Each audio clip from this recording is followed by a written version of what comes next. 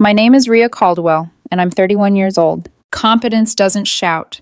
It stacks the day into clean lines and lets other people walk across it without ever noticing the math underneath. That's how I built my small tech consulting firm. Boring name, sharp margins, happy clients. It's also how I thought love should feel.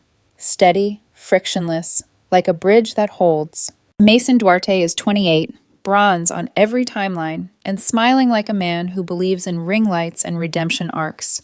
He's a lifestyle influencer with 40,000 followers, a talent for captions that sound sincere, and an algorithm that winks back. When we got engaged last year, he spiraled into dream wedding mode like he'd trained for it.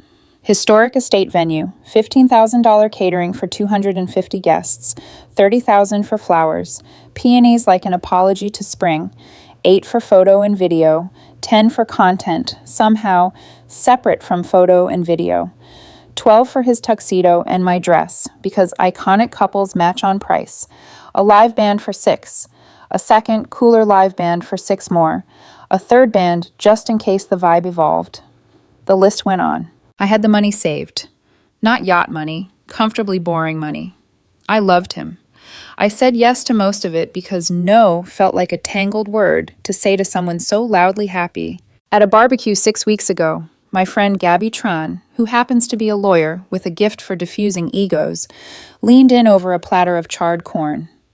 "You did a prenup, right?" she asked, voice steady like a line level. "I trust him," I said. "Trust is priceless," she replied, "so protect everything else." That night, I brought it up gently, the way you approach a skittish animal with an open palm. "Hey," I told Mason, "Gabby suggested we do a standard prenup, mostly to shield the business. Routine stuff." The temperature in the room dropped. It was summer outside. Inside, it snowed. "So you think I'm a gold digger," he said, performing neutral but composing outrage. "I think you're my partner," I said. "A prenup protects both of us. It's boring and adult." "If you loved me, you'd trust me," he said, as if he'd rehearsed it into a moral. "I do trust you. This is legal protection. I'll sign a prenup when hell freezes over." There was a silence, and in it, something fragile slid off a shelf. For a day, he went cold. For a week, he posted like nothing had happened. Boomerangs of champagne on polished decks, captions about abundance. In private, he returned to mood boards and menu tastings and creative partnerships that somehow always meant I was the sponsor and he was the dreamer. When he tried to edit my maid of honor, I learned the shape of his pride. "Marissa?" he said, wrinkling his nose. "She runs a construction company, babe. She's rough. My cousin Damien would be better, on camera." "Marissa Cole has been my best friend since we were 11, I said. "She builds things that hold. That's the point." He smiled like it was cute that I didn't understand optics. I went to bed thinking. I woke up certain. The next morning, I made calls. Not dramatic calls, practical ones said in an even voice with a notebook open. "The venue. We need to cancel due to irreconcilable differences." Because there were, and because that's the language people understand. We were still 120 days out. They returned 60% of the deposit. Catering, 50%. Florist, partial refund. Photo/video, a full refund because he'd rebooked the date at a higher rate. "No hard feelings. Congrats on doing what's right for you," he said, which landed like a benediction. Bandes, complicated but survivable. One by one, I unwound a future we hadn't earned yet. I told no one but Marissa. She listened, sandpaper voice soft. "You're not punishing him," she said. "You're refusing to be punished." Mason noticed that I'd stopped asking about boutonnieres. "You usually have opinions," he said, carving a mango like a surgeon for content. "You're not sulking about the prenup, are you?" "You were clear," I said. "When hell freezes over." "Exactly." He kissed my temple, pleased that I had learned my lesson, and posted a story from our kitchen, becoming Mr. and Mrs. "Can't wait to marry my partner." When I asked him later why he wrote that, he said it was a joke, the kind that wasn't funny because it was true. The thing about secrets is that they aren't. Not for long. The florist called while he was at a Pilates class he never sweated in. She left a voicemail. The venue sent an email. Mason didn't check voicemails. Emails, he said once, were a boy job. He meant a boring job. I was good at boring. In the third week, Marissa came over with a color-coded checklist. We stood at the kitchen island, paper spread like little skylights. "Let's call the venue about menu options," she said, tapping a square. I nodded and set the phone to speaker. The woman on the line sounded sorry in a practiced way. "There must be a misunderstanding," she said. "This wedding was canceled 3 weeks ago. Partial refund processed." The silence was a live wire. Marissa looked at me. I looked at the knife in Mason's fruit bowl, clean and gleaming. "Could you repeat that?" Marissa asked, giving me one merciful second to choose. "Canceled," the woman said. "I'm afraid that date has been rebooked." "Thanks," I said, and ended the call. The front door opened. Mason walked in, sunlight still clinging to his shoulders, tote bag and ring light slung like a brand. He saw our faces and mistook them for admiration. "What's up?" he said, kissing the air near my cheek. "We doing centerpiece drama?" "The venue says our wedding was canceled," I said, calm the way bridges look calm. He blinked. Then he laughed. "Oh, that," he said, as if I'd found a TikTok draft. "Babe, you almost got me." I held up my phone. "Refunds processed." The laugh died. His eyes did that rapid scan people do when they're searching for a story that will let them keep being the main character. "You canceled my wedding?" he asked, finding the pronoun he could live inside. "Our wedding," I said, "and yes." "You can't. I paid for it." Rhea, that's insane. The wedding is in 4 months." I said. The word felt merciful. "You canceled everything? The bands? The content team?" His voice climbed a ladder and found a ledge called Rage. "Decent refunds, too," I said, almost conversational. "It's amazing what gets easier when you stop negotiating with people who refuse to protect the thing you built." "This is blackmail," he said. "These are consequences," I said. He paced, hands in his hair in the way that always made him look editorial. "People are expecting a date. My mom already booked hair and makeup. The brand partners can get a different season of you," I said. "I'm not underwriting a spectacle in exchange for pretending I don't own my life." "You're going to ruin my dream wedding over a piece of paper?" His voice cracked on dream, and it was the first true thing he'd said in weeks. "You're going to risk a future over refusing one," I said, which tells me what the future would be. He stared at me like I'd set a building on fire and then handed him a blanket. "We're going to fix this," he said. "Call everyone back. We'll rebook. You'll pay." "With what money?" I asked. "The money in my accounts you'd have no claim to with a prenup? That money?" His silence was a mirror he didn't want to look into. "Marissa," he pivoted, like a PR man grabbing a new angle. "You have to talk some sense into her." Marissa leaned her elbows on my counter, the way foremen lean on railings. "Sense looks like a contract," she said. "You don't want one. Rhea canceled the party you were holding hostage." He flinched like the word hostage had a sharp edge. Then he did what men do when the room is against them. He reached for a chorus. "I'm calling my family," he said, thumbing his phone, already building the narrative. "Financially abusive, controlling, cold." "Make sure you spell my name right," I said. "It'll help when I post the receipts." He froze, the way a man freezes when he realizes the other person has the password to the truth. The tote bag slipped off his shoulder and thumped against the hardwood like a gavel. "Rhea," he said softly now, coaxing, "don't do this." "I already did," I said, and the quiet after felt like winter in July. The first call came from his mother, Lourdes, a woman who speaks in italics and collects grudges like porcelain figurines. "How dare you humiliate my son," she began, skipping hello. "He is devastated. You canceled his future." "I canceled an event I was paying for," I said, keeping my voice low and evenly lit. "A real partner doesn't need contracts," she said. "Love is the contract." "Then love can sign a document," I said. "Mine will." Click. By lunch, the air around my phone turned into static. DMs from his cousins with usernames like Duarte Dynasty, texts from people who had never once pronounced my last name correctly. "You made him cry." "Financial abuse is still abuse. Enjoy dying alone with your spreadsheets." One message helpfully attached a Bible verse about submission, misquoted and misspelled. I didn't respond. I screenshotted. I ate my salad with the methodical patience of a surgeon removing a splinter. Mason posted a story. A tight shot of his eyes looking wet and brave. "When the person you trust uses money to control you," the caption read, over lo-fi piano. A poll underneath. "Do you think prenups kill romance?" I refreshed once, twice. The votes started lopsided. His audience, his theater. Still, even in his house, truth found seats. Comments appeared. "My husband and I have one. We're fine. If you're not planning to take, why does it matter?" Sign it and marry the girl. He deleted the comments and kept the poll. That night, Gabby came over with takeout and contract samples. We sat at my dining table where the invitations should have been stacked like promises. She opened a folder, the paper smelling like toner and calm. Business is a separate asset, she said, tapping a clause. Income earned during marriage is shared unless you agree otherwise. Debts, ditto. If he's building a brand on your dime or in your shadow, this keeps the shadows to a minimum. Well, the shadows are loud, I said. My phone lit with a new notification. Gabby read my face the way good lawyers read juries. Don't look, she said, which made me look. A GoFundMe. Help me save my dream wedding after financial abuse. A photo of Mason on a cliff at golden hour, the ring glittering like a sponsor. The story was a masterpiece of vagueness. I had suddenly demanded a prenup weeks before the wedding. I had canceled everything without warning. He was devastated, but hopeful. The goal, $50,000. Jesus, Gabby said softly. He's crowdfunding coercion. I felt the anger rise, bright and clean. It wasn't even about the money. It was about the lie pretending to be a wound so it could eat. Marissa texted a minute later, "Do not engage. Let the comments do the work." I didn't have to wait long. By morning, the comments were a courtroom with the facts stapled to the door. Maybe sign the prenup? Girl. Oh, sorry. Boy, this ain't it.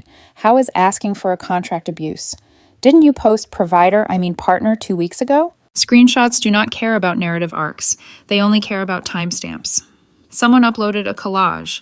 Mason's provider story, a grid of his branded hauls, a clip from a live where he joked, "When I marry rich, I'm going to retire my hustle."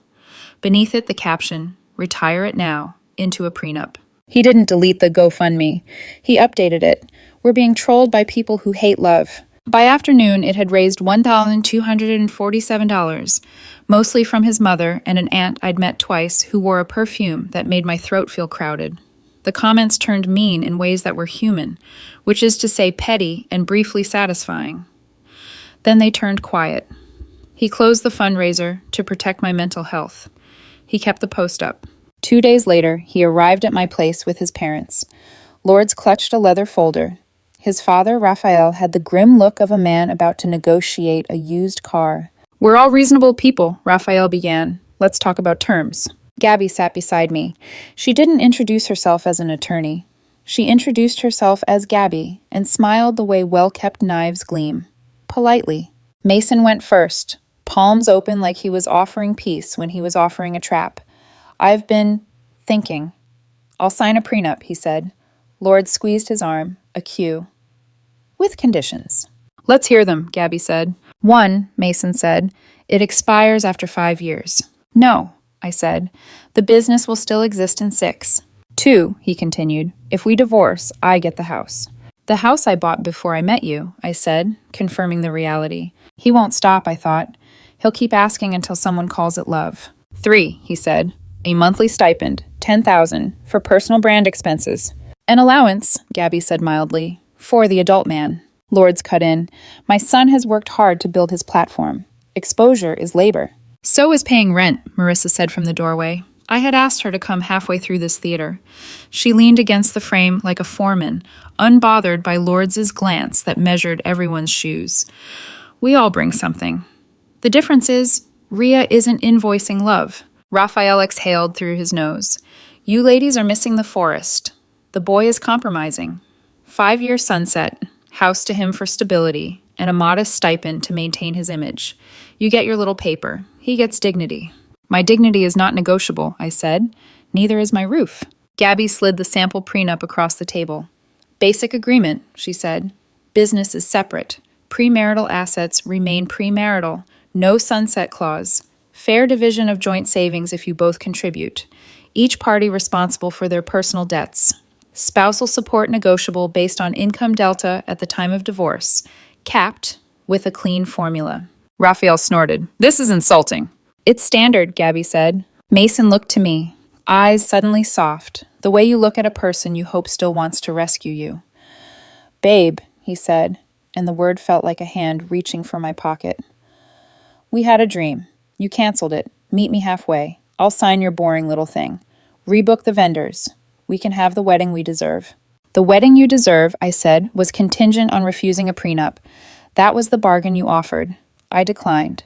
We can still marry. A smaller event, 50 guests, nice restaurant, something we can live with when the content is over. He blinked. That's not my dream.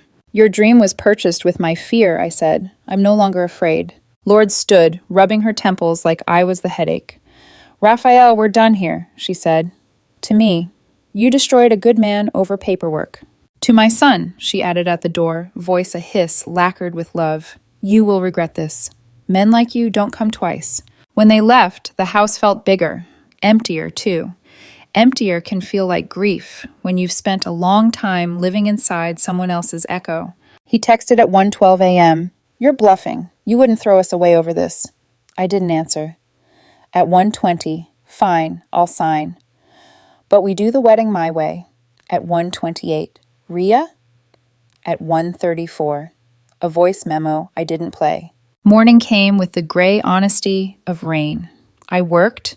I answered emails. I scheduled a call to audit my insurance. Adult life has a way of rewarding you for sharpening pencils while other people chase spotlights. At noon, Marissa forwarded a thread.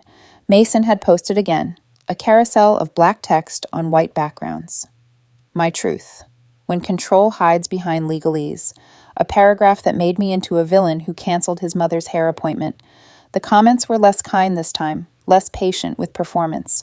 Someone wrote, if it's not about money, sign the thing and marry her. Another. My wife asked for one. I signed. We're 5 years in and happy. It forced real conversations. A third. A prenup didn't end my relationship. My entitlement did. Learn from me. He was bleeding audience. Not much, but enough for panic to smell like citrus and metal. When validation thins, denial buys a megaphone. He showed up that evening with a bouquet that must have cost rent in a small town. The flowers smelled like apology and chemicals. I'm done fighting, he said at the door. I'll sign your standard prenup, no sunset, keep your house, whatever. Just rebook the wedding, the same venue, the same bands. Don't make me look small. Looking small is an inside job, I said. We can marry if you sign, but the $85,000 circus is over. We can build something we can carry. He stared like I had suggested a life without oxygen. Then I'm not signing. Okay, I said. His mouth opened and closed, a fish searching for water and air. He was used to the world adjusting itself around his hunger. He was discovering that this one wouldn't. You'll regret this, he said finally, but even he didn't sound like he believed it. After he left, I made tea. I stood at the window and watched the rain draw clean lines down the glass. The kettle clicked off with a tiny sound that felt like a period at the end of a chapter. My phone buzzed. A DM request from a woman I didn't know. Elena Baird. Her profile picture. Clean scrubs, a messy bun, eyes that looked like someone who didn't sleep enough because she healed people. Hi, Ria, the message read. You don't know me, but I dated Mason before you. I think you should hear something. The room went very quiet. Quiet like the moment before the storm breaks, where the air bends, and you can feel the pressure changing. I wrote back, I'm listening. Elena and I met the next afternoon at a small cafe that smelled like cardamom and rain-soaked wood. She wore scrubs under a denim jacket, the way people do when they have somewhere more important to be than a memory. I debated reaching out, she said, wrapping both hands around her cup, but when I saw his GoFundMe and that financial abuse caption, I couldn't keep quiet. Her voice was steady, not bitter, not gloating, just tired. Mason pulled the same thing with me, she said. We were together for 8 months. I co-signed a lease because he said we were building a brand together. He wanted me to add his name to my dental clinic. When I said no, he called me controlling. Said love shouldn't need contracts, then packed his bags the next morning. She scrolled through her phone, then turned the screen toward me. Old screenshots, dated texts. If you trusted me, you'd add me to the LLC. You're punishing me for not being born rich. I can't be with someone who measures everything in money. I exhaled slowly. He recycled the script. Word for word, she said, except the audience gets bigger every time. We sat in silence for a moment, the kind that feels like two people standing over a grave, neither of them dug, but both of them had to fill. Before she left, Elena said something that stuck. You didn't ruin him. You just stopped pretending he was whole. That night, Mason launched his next act. A carousel of black and white slides filled my feed. When greed disguises itself as independence. When contracts replace compassion. When she cancels love but not her ego. His followers applauded with sad emojis. A few even Venmo'd him $5 for healing. He tagged me in the caption. I let it sit for an hour. Then I posted my own. 3 screenshots. His text. I'll sign a prenup when hell freezes over. His GoFundMe goal. $50,000. With the phrase, after financial abuse. His partner post from 2 weeks before. My caption was simple. Interesting definition of love. For clarity, here's mine. Honesty, accountability, and a signed document. I didn't have to add a hashtag. The comments arrived on their own. Girl, this is gold. Team Rhea. Protect your assets, queen. Imagine fumbling a partner with integrity over paperwork. By morning, he had deleted his post. His account went private. But drama doesn't die quietly. It negotiates for another scene. 3 days later, a long text arrived at 2:03 a.m. You ruined everything. I loved you.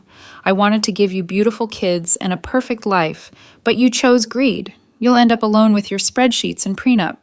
Lord says you're probably a lesbian anyway. Enjoy your empire, Iron Lady. I stared at it until the words lost shape. Then I typed back. The ring you're keeping? It's insured. Reported as stolen. You might want to return it before the pawn shop asks questions. He mailed it the next day, no note, just a padded envelope and a silence that cost him everything he'd been selling. Weeks passed. The quiet settled like dust after construction, messy, necessary. I moved through my house with a kind of relief that had edges. The absence of chaos feels almost lonely when you've been living inside noise. But loneliness isn't always loss. Sometimes it's space. Marissa and I celebrated by building something tangible, a small home theater in the spare room.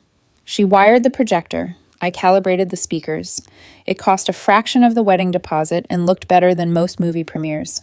When we were done, I turned off the lights. The screen glowed, a white square waiting for story. Gabby texted, he's dating again. Some crypto coach. Drives a leased BMW. GoFundMe 2.0 didn't even hit $40. I smiled, then let it go.